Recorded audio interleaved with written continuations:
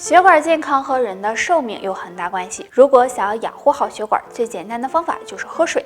但是喝水也是有讲究的。如果能喝好这3杯水，血管会感谢你。首先是晨起空腹喝1杯，经过1晚上的休息，早上起来身体呢是处于缺水状态的。这时空腹喝1杯温开水，可以稀释血液，冲刷肠胃，给血管减轻负担，也能帮助预防血栓形成。其次是睡前喝1杯水，每天睡觉前半小时喝1杯温开水，能降低血液粘稠度，促进血液循环，也能够帮助预防血栓。最后半夜起夜喝1杯水，很多人有半夜起夜的习惯，这时可以喝一口温开水，不仅能帮助身体补充水分，对血管健康也有帮助。水是生命之源，只有喝对了水，对身体健康才有帮助。如果想让血管好呢，也可以用山楂或者是苦荞泡水喝，对清理血管垃圾。血不足经常发生在中老年人，但是现在也有很多的年轻人也出现了这种情况，直接的表现就是头晕、记忆力下降、失眠多梦等。下面给大家介绍一个动作，能够改善脑供血不足。首先，我们坐在床上或者是垫子上，盘上双腿，腰背挺直，双手握成拳，放在身体两侧，然后慢慢的由身体两侧向上举起，抬到头顶的时候，双手食指用力张开，同时头部后仰，坚持5秒，双手再落下，这样反复的做3到5分钟即可。这个动作能够促进血液循环，为大脑输送更多的血液，对改善脑供血不足有非常好的效果，并且随时随地都可以做。那想要预防脑供血不足，生活中还有很多事情需要注意，要坚持锻炼，保持一个良好的心态，还有饮食要合理，多吃蔬菜水果，也可以常用山楂干泡水喝，有助疏通血管，让甲状腺结节在生活中很常见，大多发生在女性身上。如果有甲状腺结节，平时饮食就要多注意，少吃辛辣刺激的食物，保持饮食清淡。不过可以常用2物泡水喝，可以帮助缓解甲状腺结节。第一种蒲公英根，蒲公英是生活中常见的野菜，很多人也喜欢吃。那蒲公英的叶子和根茎都可以吃，都有很高的药用价值，具有清热解毒、消肿散结、清肝明目的作用。如果用蒲公英根泡水代茶饮，没事喝一点，能够帮助改善甲状腺结节。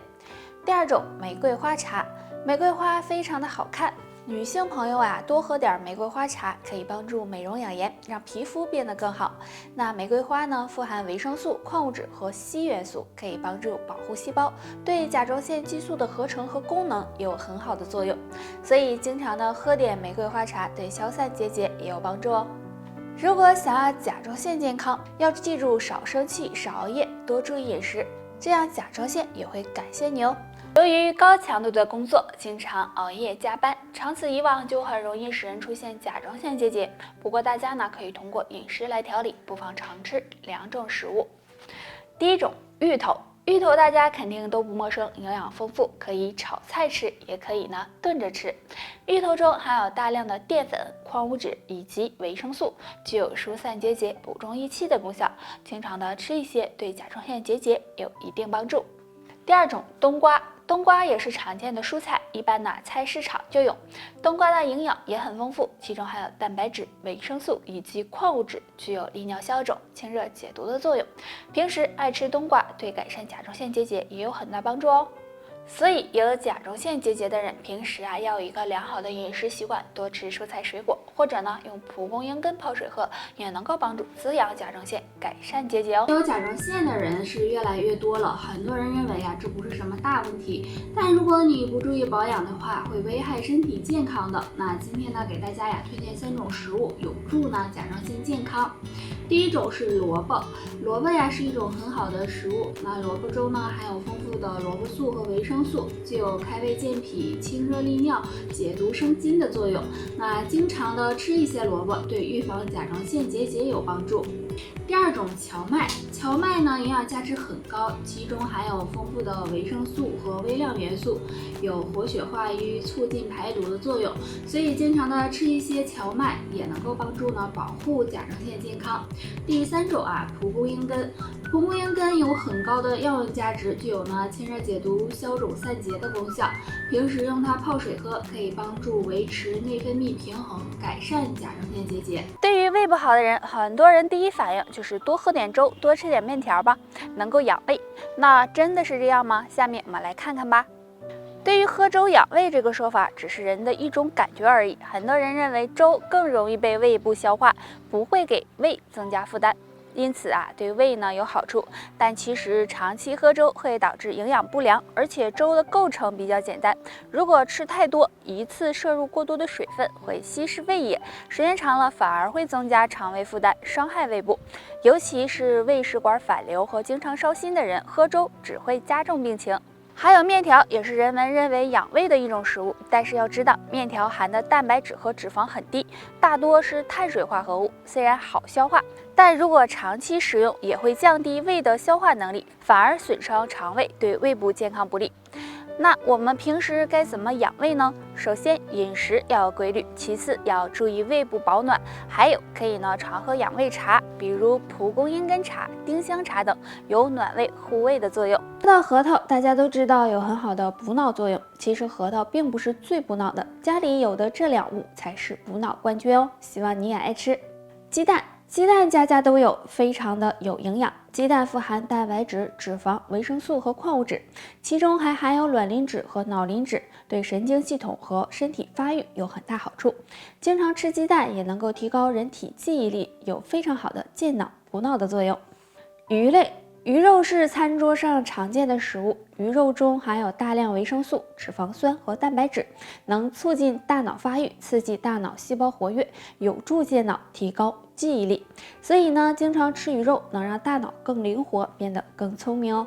想要大脑更健康，除了吃这两种食物，还可以常喝桂圆红枣茶，也有健脑补脑的作用。还有要多锻炼大脑，这样有助大脑活跃。黑豆被称为黑小豆，是豆中之王，并且营养价值非常高。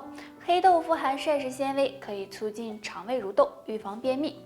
而且黑豆中含有丰富的维生素，具有美容养颜、抗衰老的作用。那俗话说黑色入肾，黑豆还有补肾益精的效果。但是黑豆有一个好搭档，男人没事吃点对肾脏很有好处哦，那就是和醋搭档。将醋和黑豆放一起，营养价值更高。取适量黑豆，加入清水煮7-8分熟后，捞出黑豆，然后放到醋中浸泡7天。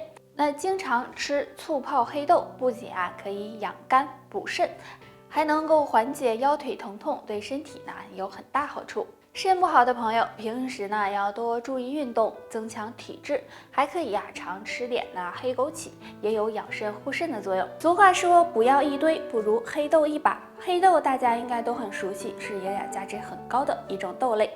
那从中医的角度来说，黑色入肾，所以黑豆有很好的养肾作用。黑豆可以入肾经、脾经，具有美颜抗衰、强筋健骨、补肾滋阴的功效。但如果想要黑豆功效加倍，可以和一物搭配使用，那就是醋。